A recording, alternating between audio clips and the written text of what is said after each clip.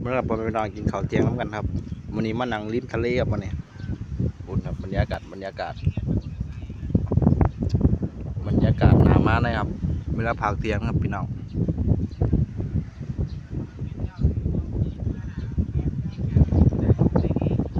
ปูนครับมอง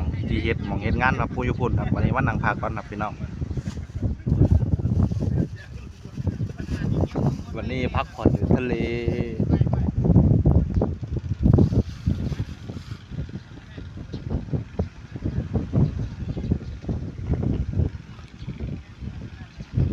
มาเลยพี่น้องมาเลยครับมาเลย